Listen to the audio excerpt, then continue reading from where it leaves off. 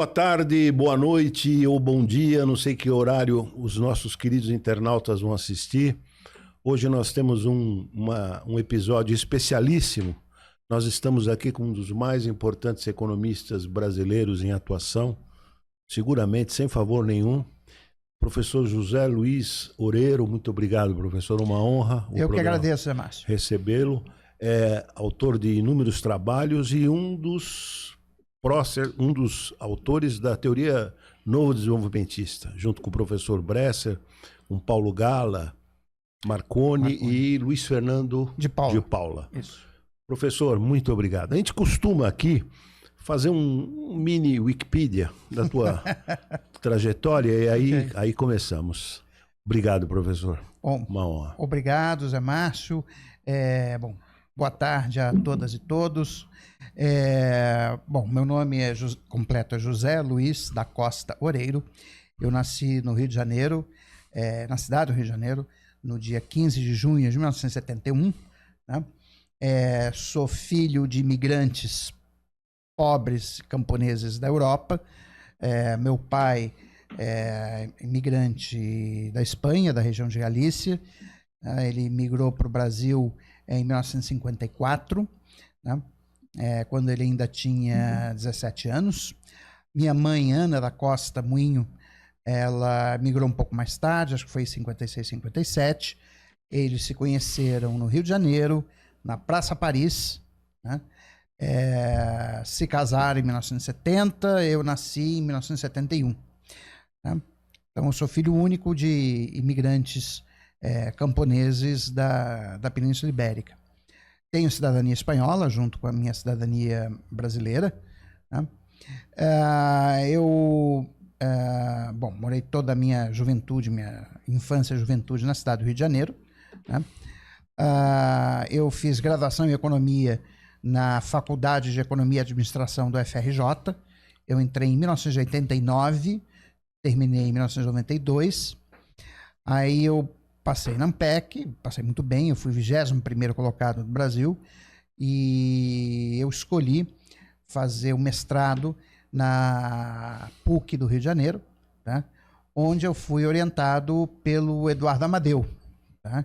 Que na época era um dos grandes economistas keynesianos do mundo. Tá? Inclusive ele tem a tese de doutorado dele, virou um livro, que até hoje é um livro muito importante, chama-se Keynes Principle of Effective Demand, tá? Publicado em 1989 pela Edward Elgar.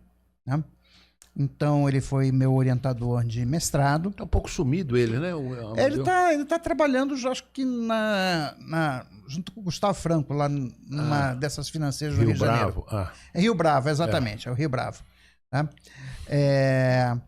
E em 1997... Professor, desculpe interromper. Sim. Quando você, na adolescência, quando você e por que você resolve ser economista?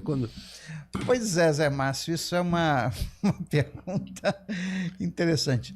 Porque, assim, eu quando era mais jovem, né, assim, na pré-adolescência, eu queria ser cientista. Tá? Queria ser um físico, eu gostava muito. Né? Essa ideia, eu sempre fui apaixonado por ficção científica, né? Mas eu também sempre fui apaixonado por história, tá? E principalmente por geopolítica. E sempre eu me interessava muito o porquê da ascensão e queda dos impérios, né? E isso acabou me levando à economia. Quer dizer, quando eu percebi, né, já durante o que seria hoje o meu ensino médio, que o poder geopolítico de um país está muito relacionado com o seu poder econômico, principalmente o seu poder industrial, né? Então eu me interessei naturalmente pela economia, né? E foi assim que eu escolhi fazer o curso de Ciências Econômicas. Tá? Quando eu fiz vestibular, que ainda era na época era vestibular, eu passei na PUC Rio e passei no FRJ. E como tinha tido greve das federais um pouco antes, o curso da FRJ começou um pouquinho depois. Então eu cheguei a cursar um mês na PUC Rio de Janeiro, não gostei muito, né? E aí eu vou fazer o FRJ. E realmente desde o início me encantei com curso de Ciências Econômicas, né? Desde criancinha, eu posso dizer que eu era keynesiano. Eu virei keynesiano antes de chegar no curso da FRJ, porque na época tinha uma coleção, que é famosa até hoje, a coleção dos economistas. E o primeiro livro que eu li dessa coleção foi o livro do John Kenneth Galbraith, O Novo Estado Industrial, que ele falava muito do Keynes, era Keynes. Aí eu comprei a Teoria Geral do Emprego e Juros da Moeda, em português, editora Atlas. Né? E tinha também na série o próprio Keynes, o prefácio era do Thomas Smerixani. Então, mas eu não li pela coleção dos economistas, eu li pela editora Atlas. Tá? E foi a primeira vez que eu li a Teoria Geral, achei bem difícil, não entendia um monte de coisa, mas eu me apaixonei pelas ideias keynesianas, e aqui eu acho que é um detalhe interessante, né? É que isso está muito relacionado com a minha formação familiar. Né? Quer dizer, como filho de imigrantes camponeses, por um lado, nunca tive atração pelo socialismo marxista. Afinal de contas, a gente gosta muito de ter as nossas pequenas propriedades. Né? Mas como eu recebi uma formação profundamente católica, da minha mãe, principalmente, né? Eu achava que o capitalismo ele tinha uma série de imperfeições, de injustiças, né? Que era o desemprego e a distribuição de renda injusta, que demandavam algum tipo de reforma. Tá? Então eu tinha clara essa ideia, estou falando de 17, 18 anos, tá?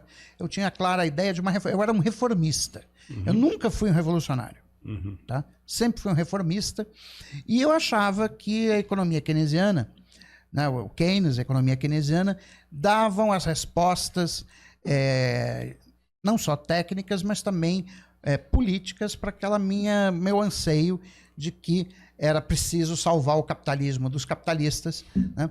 E que, portanto, você tinha que ter uma economia de mercado socialmente regulada. Né? Isso é uma coisa que era da minha visão de mundo, e quando eu li o Galbraith e depois li o Keynes, para mim fazia todo sentido. Entendeu? Desculpa, eu te interrompi, você estava...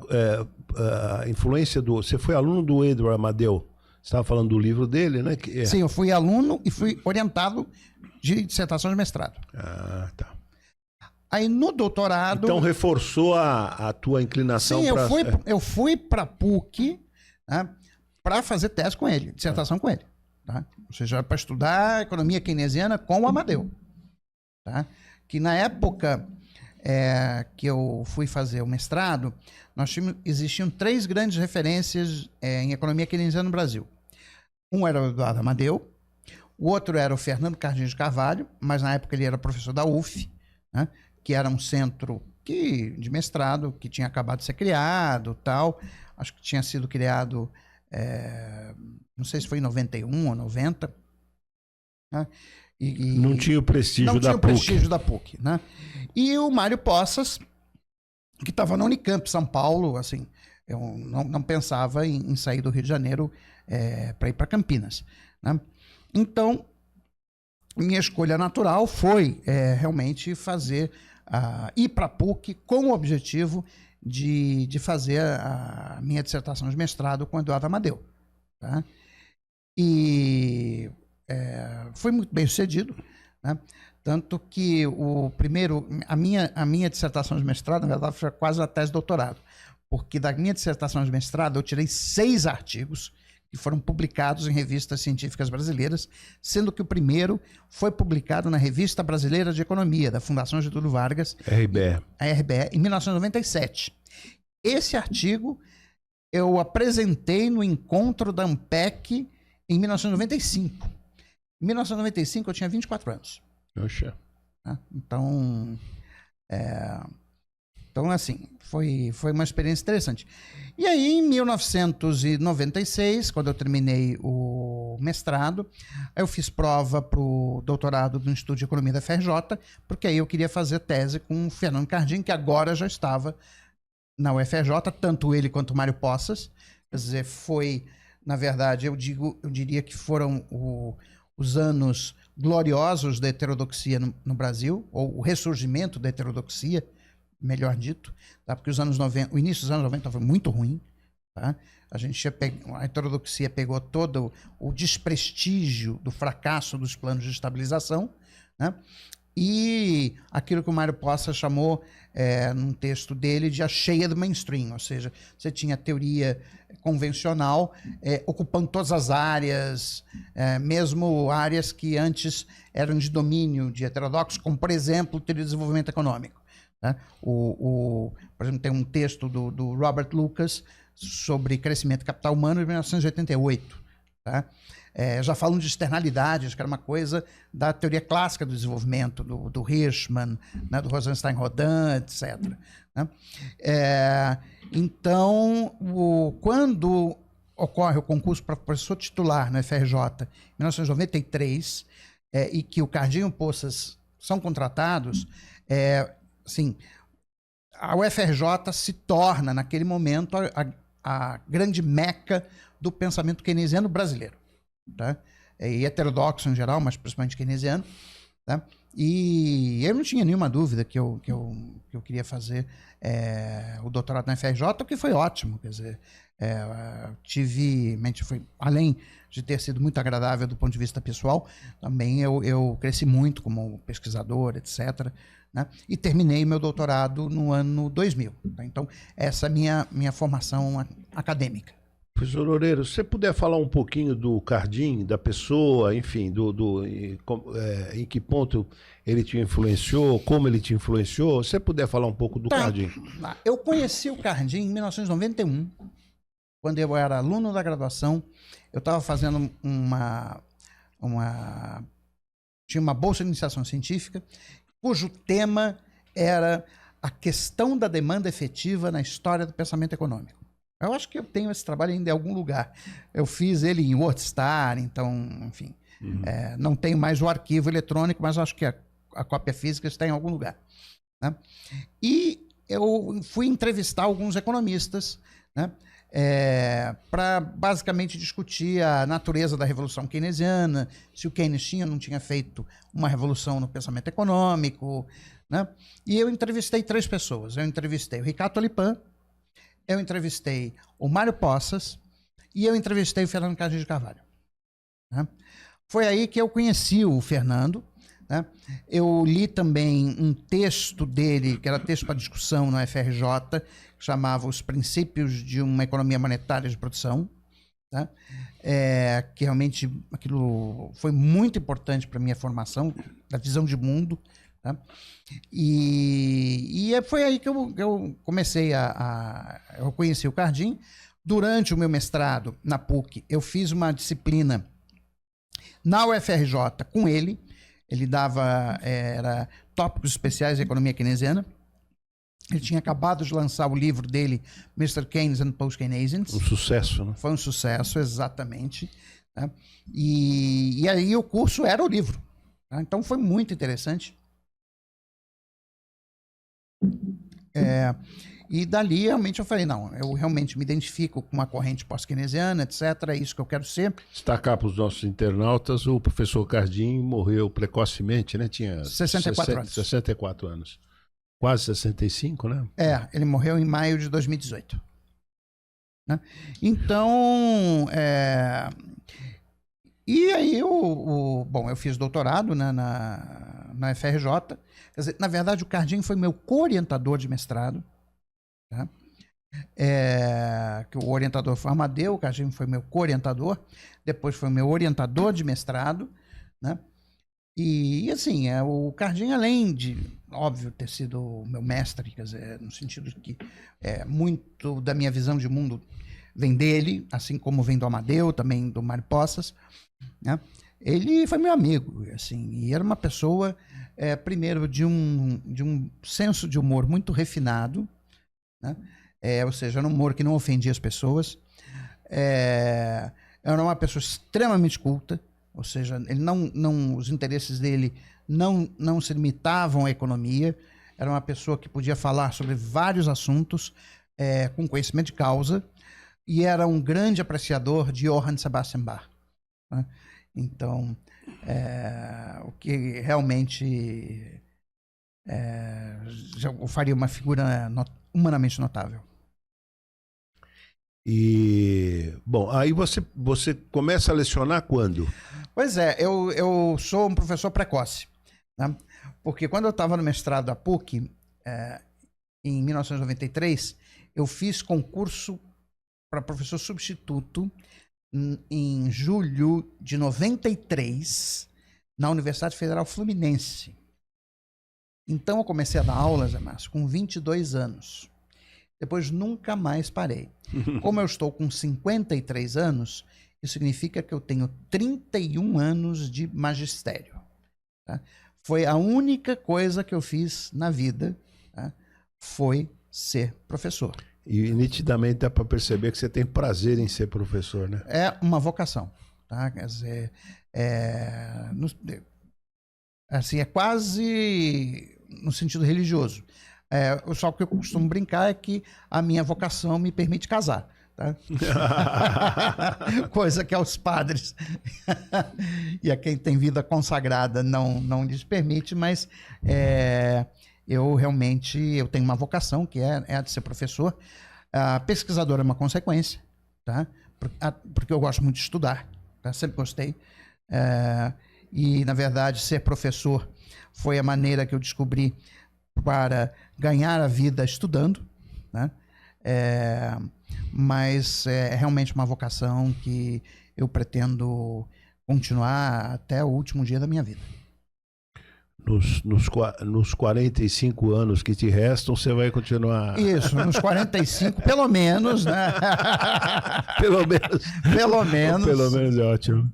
Sim, o Eugênio Goudin passou de 100, né? Então... mas o meu tio-avô, que lutou na Guerra Civil Espanhola e que levou 6 tiros, morreu com 102 anos. Aí.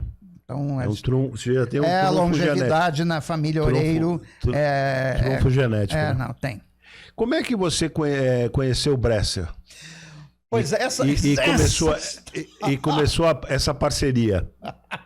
Essa história é engraçada, porque eu conheci o Bresser na Ampec de 1995. No elevador, eu estava com a minha namorada na época, e aí, enfim, abriu a porta, eu fiz uma deferência para não, passe e tal, o Bresser deu uma risadinha e tal. Foi aí que eu conheci, assim, conhecer. Depois, assim, quando conheci assim, mais formalmente, foi no ano 2000, no encontro do Journal of Post-Keynesian Economics, do Journal of Post-Keynesian Economics, em Knoxville, tá? No Tennessee, que ele foi convidado pelo Paul Davidson, ele fez lá uma apresentação, e uma coisa curiosa, que naquele momento, o Bresser, que era ministro de Estado, né? Ou tinha sido ministro, não, ainda era ministro de Estado, que em 98 era ministro da Reforma do Estado, recebeu do prefeito da cidade as chaves da cidade. O prefeito foi lá, deu as chaves da cidade para o... Aliás, minto, foi 2000. 2000 o Bresser já não era mais prefeito. Em 98 foi a primeira vez, não foi o Bresser, foi 2000. Tá? Não era mais ministro. Não era mais ministro. Né? Aí eu conheci, foi assim, mas assim, a gente almoçou, tinha outras pessoas, tal, não foi uma conversa mais profissional, mais próxima, mais próxima. Quando eu realmente vou conversar com o Bresser tete a tete, vamos dizer assim, foi em 2004, quando eu vim a São Paulo e na verdade, eu tinha sido convidado pelo Delfim, tá, para almoçar com ele. Né? E aí eu informei o Bresser, e o Bresser me pediu para passar na casa dele. Tá? Foi aí que eu conheci o Bresser profissionalmente, né? Tivemos essa conversa e aí sempre mantivemos. E na produção da teoria novo desenvolvimentista, qual você destacaria assim você é coautor da teoria, mas a sua contribuição, quer dizer, o que você analisando assim, eu trouxe isso ou aquilo, quer dizer, sem falsa modéstia, né? Não, sem falsa modéstia, quer dizer, o Bresser, assim, é uma pessoa que tem muitas ideias, né? Às vezes elas não são muito coerentes entre elas, tá? Então, assim, acho que o meu esforço naquele livro foi de dar uma coerência lógica para um monte de coisas que o Bresser tinha ideia, mas que ele não sabia exatamente como amarrar. E eu fiz isso, quer dizer, inclusive a parte matemática do livro, os modelos, é tudo meu, tá? Fui eu que fiz, né? Então eu consegui combinar, né, a ideia dele ele tinha duas ideias, vamos dizer assim, compulsivas. Quer dizer, a primeira era a ideia de que o crescimento depende do investimento, que depende das oportunidades de lucro, né? Então depende da taxa esperada de lucro. A segunda ideia, obviamente, era a questão da doença holandesa, da distinção entre taxa de câmbio de equilíbrio industrial e taxa de câmbio de equilíbrio em conta corrente. A questão é como é que você amarra tudo isso. E, lógico, que o Bresser, devido ao contato que ele teve com os pós-keynesianos nos Estados Unidos, isso foi importante, ele estava convencido de que a demanda importava para o crescimento, né? Então, basicamente o que eu fiz foi um primeiro modelo, foi relativamente simples, né, em que eu consegui colocar dentro de um arcabouço matemático simples essas ideias de uma maneira coerente, logicamente coerente, tá? Depois eu desenvolvi em 2020 com Marvel Dávila Fernandes, que agora é professor da Universidade de Siena, e com a minha esposa, um modelo mais sofisticado, tá, que a gente publicou na Structural Change and Economic Dynamics em 2020, né, apresentando aí que seria o modelo novo desenvolvimentista, né? Mas aí com uma linguagem matemática bem mais sofisticada, com simulação computacional, como diria o meu amigo Hamilton Tolosa do Rio de Janeiro, de um jeito que até parece ciência. Desculpa, professora Cristina Yamagi, Cris Yamagi, senta aqui, querida. Boa tarde, bem-vinda. Bem-vinda. Que já foi entrevistada aqui no canal, uma honra tê-la participando aqui. Ela avisou que ia ter, fez questão de vir, mas eu vou chegar atrasado. Eu falei, não, venha. O professor já narrou o mini Wikipedia, agora está falando da contribuição dele na modelagem do... E é verdade, sem a sua contribuição, a modelagem do novo desenvolvimentismo... assim, o Bresser não gosta muito da parte de modelagem porque tem aquela... acho que a parte deles, do trabalho deles de metodologia, né, de que a matemática, na verdade, acaba, enfim, deformando a ciência e tal. Eu acho que a matemática é um instrumento, né, e eu acho que se realmente você quer ser levado a sério na discussão acadêmica, estou falando acadêmica, não de política econômica, realmente você precisa apresentar os seus argumentos de uma determinada forma, tá? Não significa que você tem que se render, né, aos pressupostos de maximização e de equilíbrio dos mercados, como fazem os neoclássicos, tá? Mas você precisa usar um instrumental matemático, que vai ser diferente daquele que os neoclássicos usam. Então, os neoclássicos usam muito modelos de equilíbrio geral, estocástico, dinâmica, etc. Eu acho esses modelos muito fracos, né? Eu costumo dizer para os meus alunos da pós-graduação de que os modelos da SGE, na verdade, são uma representação matemática muito sofisticada de uma economia que é extremamente simples, que, na verdade, é uma economia de Robinson Crusoe, tá? Mas que você precisa usar modelos que nos permitam tirar conclusões que a gente não conseguiria com a nossa intuição, tá? Por quê? Tem muitas inter-relações de efeitos, tá? Ainda mais quando é macroeconomia, que envolve interação de decisões de agentes, tá? E que o mais legal disso é que surgem resultados que os agentes mesmos não poderiam prever. Essa é a diferença entre macro e microeconomia, entendeu? Mas antes que a professora Cris Yamadi faça a sua primeira pergunta, se você puder destacar uma divergência ou algumas divergências sua com o Bresser dentro da própria teoria. Tá bom, eu vou destacar uma, né? Que é o seguinte, é o conceito de taxa de câmbio de equilíbrio industrial. Né? Assim, o Bresser, ele, quando apresentou esse conceito, aí tá lá no livro ainda tá assim, tá? Mas depois no artigo de 2020 eu mudei. No livro tá, a taxa de câmbio de equilíbrio industrial é a taxa de câmbio que faz com que os produtores domésticos com tecnologia no estado da arte mundial sejam competitivos tanto no mercado doméstico como no mercado internacional. Pois bem, eu falei, Bresser, me diz uma empresa brasileira, tirando a Petrobras, a Embraer e quem sabe a WEG, que opere com tecnologia no estado da arte mundial. Quer dizer, uma das diferenças entre os países, vamos dizer assim, em desenvolvimento e os países desenvolvidos é que existe uma coisa chamada fronteira tecnológica e a gente está atrás da fronteira tecnológica.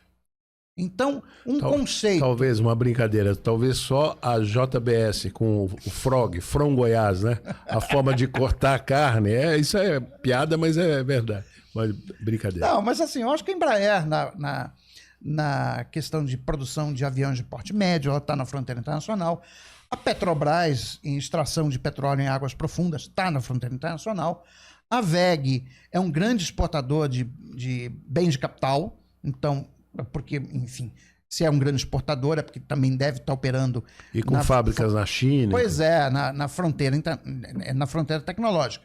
Agora, as outras não. Quer dizer, tem um monte de coisas que o Brasil está atrás da fronteira tecnológica. E é isso uma das razões do fato de que nós ainda não somos um país rico. Quer dizer, os países ricos, eles dominam a tecnologia no estado da arte mundial. Tá? Então, essa definição de taxa de câmbio de equilíbrio industrial nunca me deixou convencido.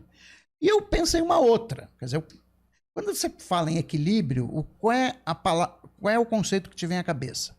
O conceito que te vem à cabeça é de uma posição estável. Como está aqui esse livro aqui na mesa, ele está em equilíbrio, porque se ninguém fizer nada, ele vai ficar aí até o dia do juízo final.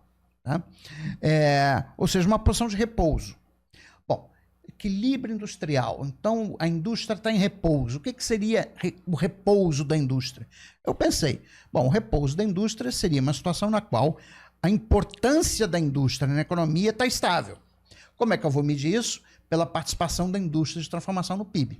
Então, eu redefini a taxa de câmbio de equilíbrio industrial como sendo aquele nível de taxa real de câmbio para a qual a participação da indústria de transformação no PIB está constante ao longo do tempo. Interessante. Levando-se em conta também, vamos dizer assim, a competitividade extra-preço da indústria. Então, quando eu tenho uma equação, tanto no modelo de 2020, como no modelo econométrico, que inclusive o Paulo Gala participou, né, junto com o Luciano Agostini, que é o que fez a parte econométrica, mas basicamente é uma equação de dinâmica da participação da indústria de transformação no tempo, em que a evolução dessa variável depende de competitividade de preço, que é dada pela taxa de câmbio, e competitividade extra-preço, que é dada pela fronteira tecnológica, né, que a gente mede, aí é uma contribuição do Paulo Gala, pelo índice de complexidade econômica. Tá?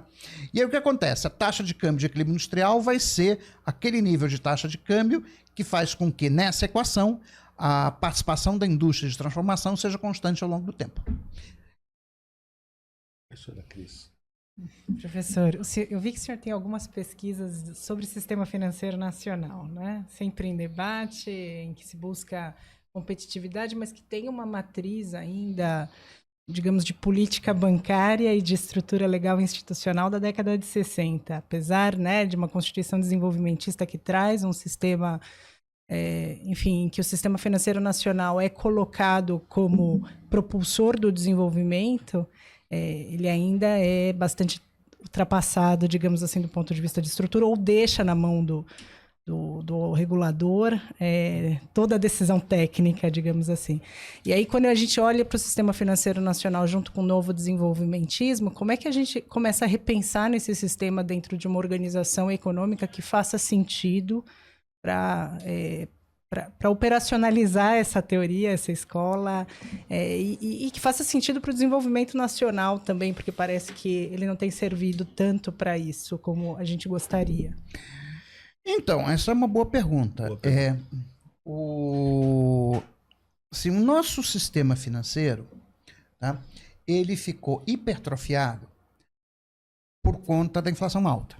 Tá? O que teve um aspecto positivo, mas também um aspecto negativo. O aspecto positivo foi que a economia brasileira não dolarizou. Tá? Por quê? Nós conseguimos produzir moeda remunerada, tá? Que evitou que a moeda corrente da economia fosse substituída na sua função de meio de pagamento. Então, eu até quero chamar a atenção aqui, que eu acho que é um ponto teórico importante, que muitos economistas cometem o erro de dizer que o Brasil passou por hiperinflação. Isso não é verdade. Nós tivemos inflação alta, você pode chamar de inflação alta, inflação crônica, o que você quiser. Hiperinflação não. Por quê? Porque a moeda nacional nunca perdeu a sua função de meio de pagamento. Tá? E uma situação de hiperinflação é quando ela perde a função de meio de pagamento porque é substituída, por exemplo, por alguma moeda estrangeira. Isso aconteceu na Argentina. É que a turma, em geral, usa daquela definição do Philip Kagan, que se ultrapassa 50% ao mês já seria hiperinflação. Os números mágicos, arbitrários, que não fazem nenhum sentido conceitual. Arbitrária. Totalmente arbitrário, né? Então, hiperinflação é isso. Quer dizer, quando a moeda perde a sua função de meio de pagamento. Tá? Então, nós não chegamos à hiperinflação, mas a gente ficou com um sistema financeiro hipertrofiado. Tá? Até hoje, se a gente comparar, por exemplo, o Brasil com a Espanha, quer dizer, tem muito mais agências bancárias em qualquer cidade brasileira de média para grande do que em cidades espanholas. Tá? Quer dizer, às vezes até na mesma rua tem duas agências do mesmo banco. Tá? Então, bom, isso tudo criou vamos dizer assim, um comportamento rentista no Brasil, em que as pessoas estão acostumadas a ter ganhos altos com aplicações financeiras que são livres de risco. E isso infectou a sociedade brasileira a tal ponto, né, que mesmo depois de terminada a inflação alta com o Plano Real, não foi possível, o vício não foi curado. E não é só não é só uma questão cultural, é que instituições que tinham sido criadas durante o período de inflação alta, como, por exemplo, as letras financeiras do Tesouro, né, que foi criada em 1986, durante o governo Sarney, para que o Banco Central pudesse operar a política monetária, elas se tornaram disfuncionais depois da estabilização. Tá? E isso tem impactos hoje em dia. Hoje nós temos 50% da nossa dívida selicada, da dívida do governo. Tá? Ou seja, está atrelada à taxa de juros básica. Significa que todo aumento de taxa Selic se transmite imediatamente para 50% da dívida.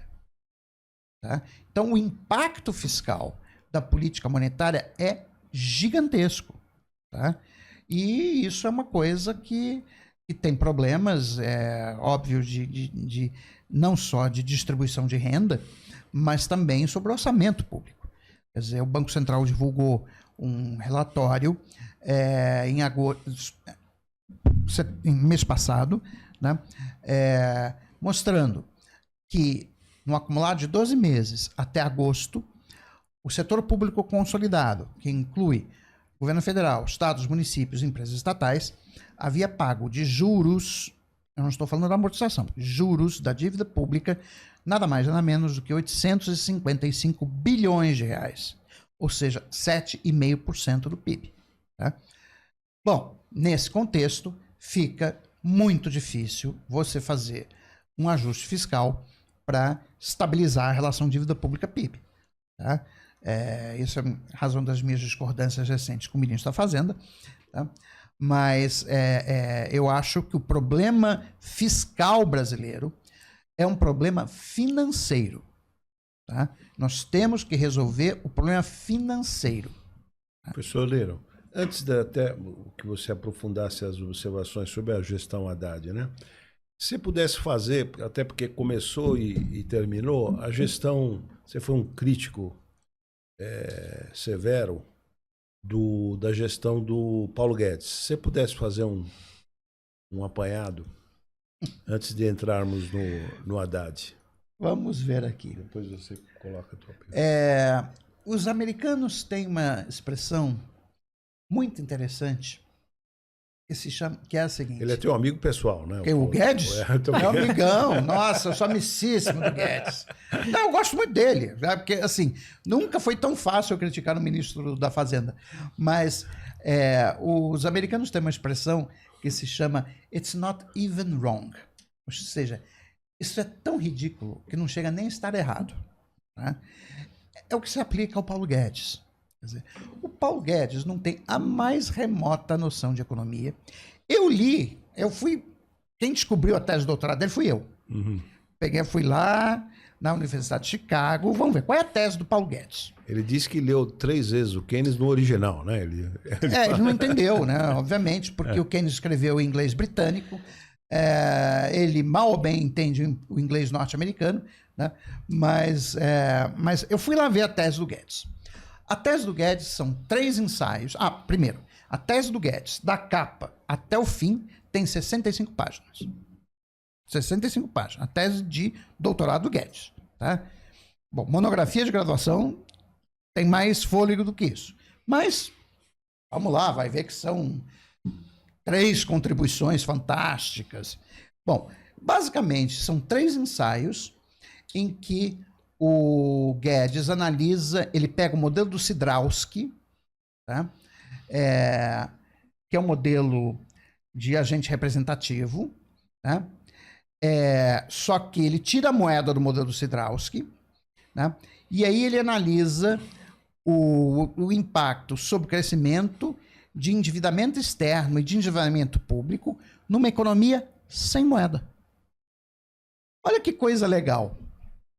Como é que você vai analisar o impacto sobre o crescimento do endividamento público e do endividamento externo numa economia que não tem moeda? É a economia de Robinson Crusoe, perdido na ilha. Se a economia não tem moeda, primeiro, é um modelo de agente representativo, então só tem um, certo? Agora, a dívida é do Robinson Crusoe com ele mesmo. Então, a economia do agente esquizofrênico, né? É que o agente, ele é ao mesmo tempo, ele é o pagador de imposto e o recebedor de imposto. O agente no espelho. Pois é ridículo. É simplesmente ridículo. E mais, quando você vê a tese do Guedes, claramente foram aqueles ensaios que era exercício de capítulo de livro, que ele foi lá e resolveu, apresentou, deram um título para ele para a Universidade de Chicago. Pergunta se ele publicou alguma coisa da tese dele. Nunca. Não tem nenhuma publicação. Aliás, o Pércio Arida, na eleição de 2018, o Pércio é um cavalheiro. Eu admiro o Pércio. Né? Nós dois também. O Pércio é um cavalheiro. Né? Mas aí perguntaram, né, para o Pércio sobre o Paulo Guedes e tal. Aí ele falou, não, acho que o Paulo está magoado com a PUC. Né? Mas por quê? Não, porque a gente não contratou. Mas por que vocês não contrataram? Não, porque não tinha publicação. Não tinha publicação, então aqui a gente, professor sem publicação, a gente não contrata. Né? E realmente, o Paulo Guedes não tem, salvo esse livro que ele acabou de escrever com Adolfo Sachida, não tem nenhuma publicação científica. Né? Teve, durante muito tempo, umas colunas no jornal o Globo, né? Mas assim, o Paulo, ele foi meu chefe, na verdade. Ele não foi meu amigo. Ele foi meu chefe porque eu fui de 1996 a 2001 professor do IBMEC do Rio de Janeiro, na época que o Paulo Guedes e o Cláudio Haddad eram os donos da instituição. Né? E havia a divisão de trabalho, o Cláudio Haddad ficava com o IBMEC de São Paulo e o Paulo Guedes com o IBMEC do Rio de Janeiro. IBMEC São Paulo, que depois se transforma no INSPER. No INSPER. Exato. Onde, onde a professora Cris Yamachi dá aula. Ah, ok. Aí você ficou na parte boa do IBMEC. Mas eu lembro uma das pérolas do Paulo Guedes. Eu fico até meio constrangido em repetir aqui, mas eu acho que é do interesse público. Né? Ele às vezes pode falar que ele não vai assistir. Não, mas não é por causa do Paulo Guedes, é as pessoas que vão ver. Né? Mas o Paulo Guedes às vezes fazia, quer dizer, na verdade, as faculdades IBMEC faziam um almoço com os professores ali no Clube de Engenharia da Avenida Rio Branco. Né? E aí um desses almoços vai o Paulo Guedes. Né? E aí o Paulo Guedes, assim, ele tem uma frustração que ele, primeiro, que gostaria de ter sido professor, e ele se acha, assim, um intelectual de primeira grandeza. E aí ele começa a falar de improviso, as usual, né? Ele começa a falar de improviso. É sua teoria sobre por que tem países ricos e pobres no mundo. Aí ele começa a falar assim, vou abrir aspas, né? Não sou eu que estou falando, estou reproduzindo. Esse pessoal aí dos países pobres tem um monte de filho, ficam todos só bimbando, e tem muito filho, e aí isso gera pobreza, entendeu? Eu estava com um outro professor, que era meu colega, que tinha feito mestrado na Unicamp, que ele fez um gesto, já que eu não vou repetir, né, a respeito do bimbando, né, então, fechando as aspas dele, eu olhei para esse meu colega, eu falei, eu não acredito que eu estou escutando um negócio desses num almoço de professores. Ele falou, realmente, não dá para aguentar. Tá? Mas, assim, no Mangaba tem coisas piores. mas enfim, realmente eu achei uma pessoa desqualificada, humanamente, profissionalmente, que nunca fez não tem nenhuma publicação que possa minimamente me inspirar qualquer tipo de respeito profissional pela figura. Sem contar que existem episódios, né, que foi relatado pelo Eleutério, não é Eleutério Prado, não, é um do Rio de Janeiro, do IPEA do Rio. Tá me escapando o nome. Mas enfim, ele tem uma história que ele viu o Guedes na praia de Ipanema, no Rio de Janeiro, incentivando o linchamento de um rapaz pivetinho que tinha roubado alguém, tá? E que ele estava lá incentivando a turba a linchar o rapaz, até que, graças a Deus, chegou a Polícia Militar do Rio de Janeiro e levou o rapaz detido, mas vivo. Tá? Isso. Não, eu dialogo muito com o professor Bresser sobre a questão do novo desenvolvimentismo, espero dialogar com o senhor também, mas o senhor acha que o novo desenvolvimentismo hoje tem uma matriz legal suficiente para ser implementado? Ou ele é uma teoria ainda longe de uma realidade, de uma organização concreta, que possa ser aplicada de imediato? Porque eu tenho a impressão, quando eu leio, que ele ainda é uma bela escola, mas que faltam ali, tem umas pontas soltas para a gente colocar isso na prática, né? Não, assim, eu acho que a teoria está bem consolidada, eu acho que nós avançamos bastante em evidência empírica, tá? Que suporta as nossas teses. Aliás, nós ganhamos o debate sobre a desindustrialização brasileira, o que é uma pena, era melhor que a gente tivesse perdido, tá? Mas nós ganhamos no sentido que nós apontamos desde meados dos anos 2000, que a economia brasileira estava se desindustrializando e que isso teria consequências ruins do ponto de vista do potencial de crescimento da economia. Tá? Nós ganhamos o debate, tanto que, você vê agora o governo Lula, quer dizer, tem como uma das suas prioridades na agenda econômica, a nova industrialização, etc. Então, pelo menos está lá. Quer dizer, essa era uma questão que nós tínhamos colocado, da desindustrialização prematura, etc., e a gente ganhou. Tá? Quer dizer, eu acho que também a questão da taxa de câmbio, da importância da taxa de câmbio para a indústria, quer dizer, a literatura empírica internacional, e não é só a que nós fizemos, também, desde o texto, por exemplo, do Danny Roderick, de 2008, tá? Do Re-Exchange Rate and Economic Growth, mas teve uma enorme literatura empírica, e aqui eu quero enfatizar isso, a literatura empírica, né? Mostrando a importância de você ter um câmbio competitivo, né? Para o crescimento do PIB per capita. Então, isso tá consolidado. Tá? O que nos falta? O que o Getúlio Vargas tinha, que era uma coalizão de classes para suportar o projeto que o Vargas tinha na cabeça, que era um projeto de modernização, que depois ele foi refinando e virou um projeto de industrialização. Né? Quer dizer, isso está tratado no livro do Bresser, né? Aquele de 2015, a formação do Brasil. Não, o da editora 34, Isso. Construção do Brasil, Construção Política do Brasil. Construção Política do Brasil, exatamente isso. Tá?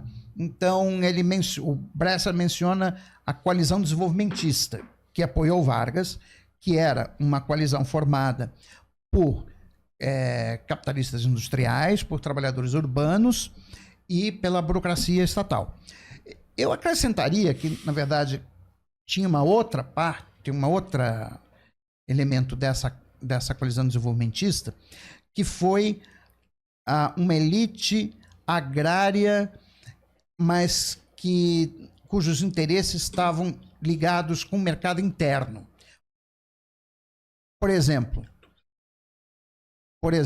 a elite da qual o próprio Getúlio Vargas pertencia, de estancieiros do Rio Grande do Sul, que basicamente produzia couro, e o couro é matéria-prima para os sapatos e, portanto, é para o mercado interno.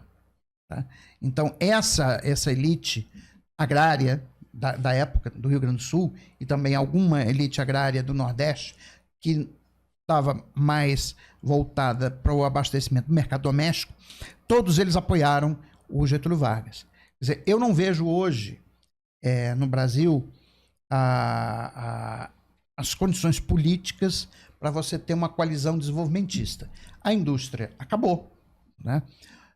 Os representantes industriais, os presidentes de federações, são, em sua grande maioria, não são industriais, não tem mais indústria. Né? Os sindicatos enfraqueceram. Né? Parte da burocracia estatal virou caça, não só caça função comissionada, mas pior, está no setor público esperando conseguir alguma vaga no setor privado. Né? E o agronegócio brasileiro ainda não atentou, do meu ponto de vista, de maneira equivocada, para o fato de que eles estão na parte mais baixinha da cadeia produtiva. Eles só estão produzindo soja e boi, tá? E a parte que realmente dá dinheiro de toda essa indústria está nas mãos dos estrangeiros. Tá? Então, e aí isso gera comportamentos muito, não só conservadores, né, do ponto de vista de pauta de costumes, e aí se pode ser ou não, mas de adesão a esse projeto liberal que não vai produzir desenvolvimento para o país.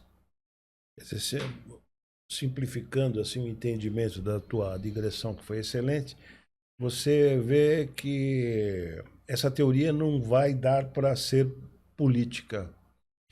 Ela não, eu acho que ela, no momento, não tem viabilidade política de implementação. Tanto que quem mais encarnou essa ideia nos últimos anos foi o Ciro, que infelizmente faleceu de maneira horrorosa politicamente, né? Mas o Ciro realmente, ele estruturou um projeto, inclusive o Nelson Marconi era o assessor dele e tal, e ele realmente tinha essa coisa, né, do nacional desenvolvimentismo. Pensou muito, né? Pensou muito. Escreveu. Escreveu, realmente, e defendia e tal. Fez a pedagogia. Fez a pedagogia, entendeu? Mas isso não quer dizer, quem foi para o segundo turno contra o Bolsonaro foi o Haddad, do PT, entendeu? Bom, aí acho que o Ciro ficou meio chateado, mas fazer o quê? Mas e ao mesmo tempo que a gente vê, pensando em câmbio só, né? Uma reforma recente do câmbio no passado, tornando o câmbio ainda mais vinculado a um projeto absolutamente liberal, na mão de um banco central muito técnico, então, totalmente desvinculado de qualquer ideia de macroeconomia do desenvolvimento. Como que a gente lida? Porque aí é isso, talvez tenham formas de implosões sistêmicas em que a gente possa ir trazendo o desenvolvimentismo aos poucos, eu não sei, porque senão parece uma desilusão, né? Não tem caminho para criar o desenvolvimentismo, porque há uma matriz que hoje não nos leva a ele, né? Ela está comprada com uma outra teoria, uma outra ideologia, uma outra forma de construir a sociedade, né? Bom, deixa eu só fazer uma observação quando você disse que nós temos um Banco Central muito técnico. Eu discordo, tá? Mas sem fazer ataques pessoais, vamos esclarecer um ponto, tá?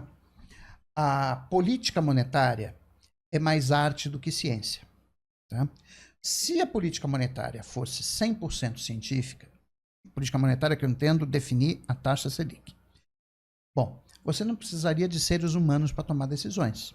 Você simplesmente colocaria as informações sobre a economia brasileira num supercomputador, usaria o modelo mais sofisticado que você tem de previsão de cenários futuros de emprego, renda, inflação, taxa de câmbio, etc. E o computador cuspiria a taxa de juros. E nós simplesmente, cada reunião do cupom, na verdade seria o tempo do computador processar os dados, ele daria a taxa de juros. Mas não é assim que acontece. Quer dizer, lógico que existem os modelos, a gente sabe. Lógico que o Conselho de Política Monetária, que é um colegiado formado por 9 pessoas, leva isso em consideração, mas veja, se é um colegiado formado por 9 pessoas, isso significa que existe o elemento humano no julgamento desses dados. Bom, se existe o elemento humano no julgamento desses dados, então existe a possibilidade da introdução de vieses cognitivos e de interesses, certo? Os vieses cognitivos é o seguinte, cada um tem uma visão de mundo diferente, tá? E os vieses de interesses são quando você está ali, na verdade, representando os interesses de alguma outra classe social. Bom, justamente para evitar os vieses cognitivos, que você faz um colegiado, para que não seja uma pessoa, um iluminado, né, que decida sozinho qual é a taxa de juros. Por isso me causou muita espécie neste ano, quando houve aquela fatídica reunião do cupom, em que 5 diretores votaram pela redução da taxa de juros em 0,25 e 4 votaram pela redução em 0,5, que se criou um escarcéu, a imprensa brasileira criou um escarcéu, dizendo que os 4 que tinham votado pela redução de 0,5 eram populistas. Gente, isso não faz nenhum sentido. Foi o quê? É para ter unanimidade? Então precisa de 9, põe um só. Os outros vão fazer o quê? Chancelar o que um decide? Não, pode. Mais uma vez, existe o elemento humano, o elemento de julgamento humano. As pessoas podem olhar os mesmos dados e ter legitimamente interpretações diferentes desses dados. Isso acontece nas discussões do Federal Reserve, em que você tem os falcões e os pombos, tem gente que vê em cada notícia uma justificativa para reduzir os juros, tem outros que veem em cada notícia uma justificativa para aumentar os juros. Professor Loureiro, o diretor aqui do estúdio está avisando que temos 5 minutos só, porque é o Paulo Guedes, é o próximo entrevistado, é isso ou não? Mas eu queria aproveitar esses 5 minutos. Depois eu queria que você fizesse mais uma pergunta, Cris, por favor. Obrigado, que veio de longe para Só não poder... esqueça do Winston Churchill. Não vou esquecer. E a Cris veio de longe para abrilhantar aqui essa entrevista. Obrigado, Cris. Eu queria que você tecesse considerações sobre, ainda não se completou, mas a gestão Fernando Haddad.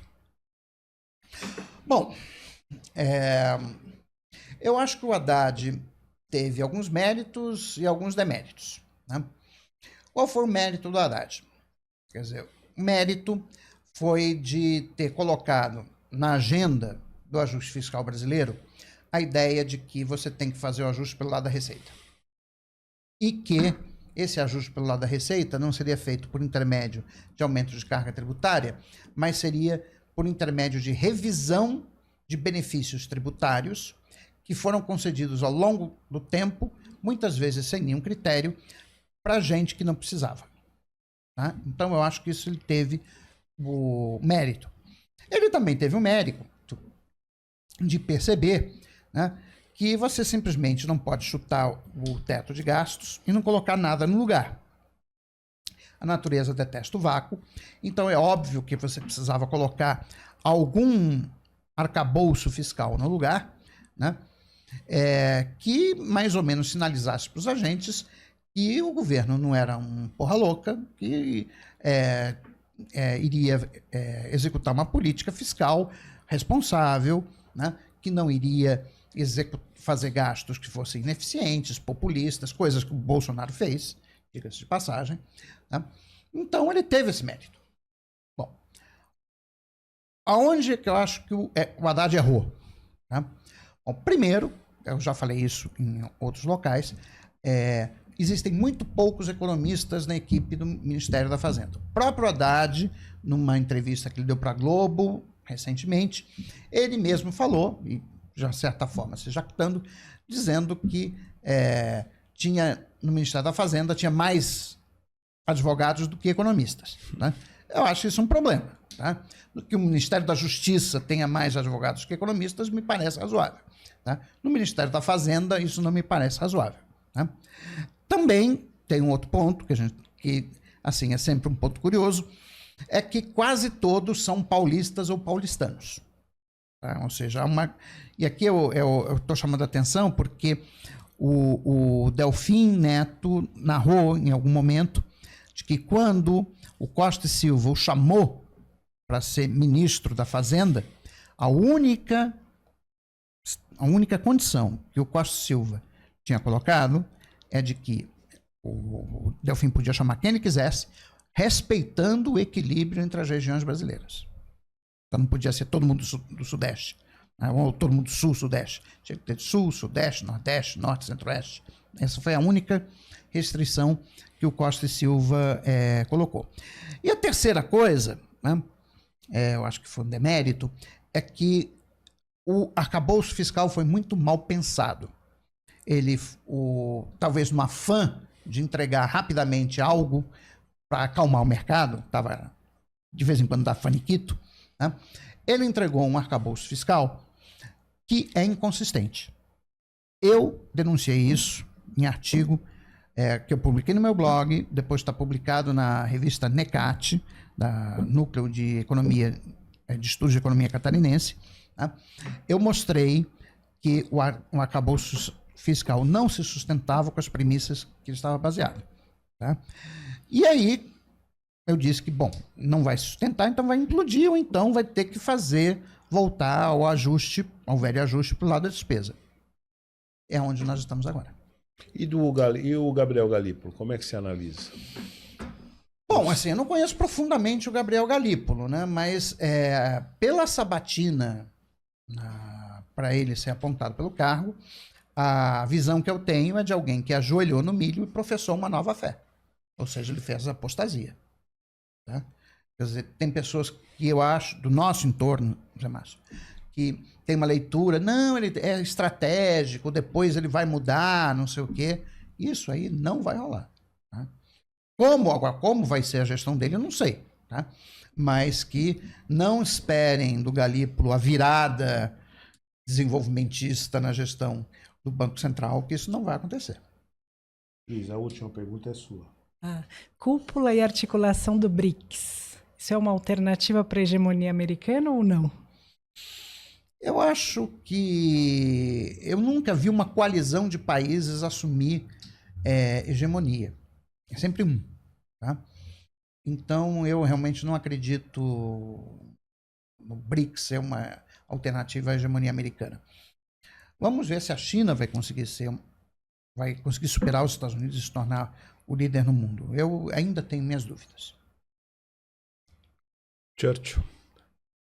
Essa caneta pertenceu ao Churchill? Não. Essa caneta aqui me foi dada pelo primeiro-ministro da Índia, o Modi, tá?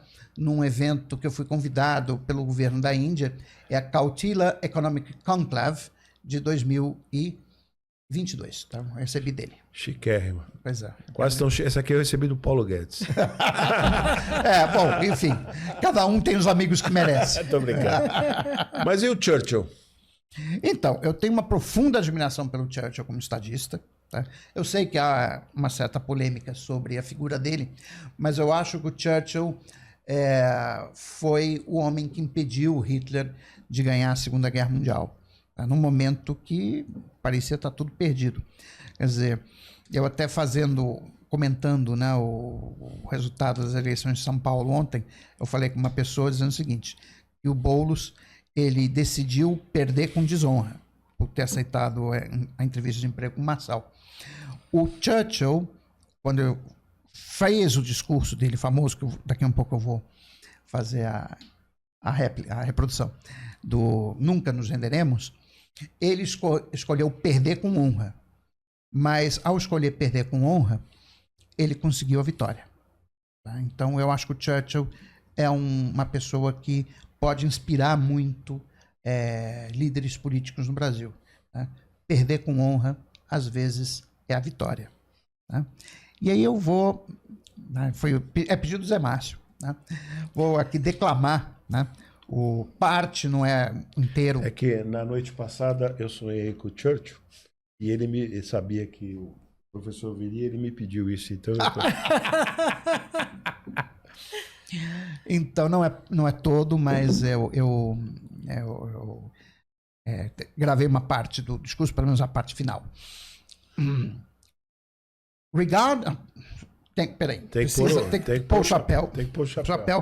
Isso aqui, I pretend que seja um charuto cubano. Regarding the question of invasion, an absolute guarantee against invasion could not be given to our people. But I have myself full confidence if everyone do his duty, if nothing is neglected, and the best arrangements are made as they are being made, we should prove once again capable to defend our own home against the storm of war, if necessary, for years, if necessary, alone. Although large tracts of Europe and many old and famous states had fallen or may fall under the odious apparatus of the Nazi rule, we should not flag or fail. We shall go on to the end. We shall fight in France. We shall fight in all seas and oceans. We shall fight with growing confidence and growing strength in the air. We shall defend our island, whatever the cost may be. We shall fight on the beaches. We shall fight on the landing grounds. We shall fight in the hills and in the streets. We shall never surrender. And if, which I do not for a moment believe, this island or large tracts of it become subjugated and starving, then our empire, beyond the seas, armed and guarded by the British fleet, will carry on the struggle until in God's good time, the new world, with all its might and power, set forth to rescue and to the liberation of the old. Excelente.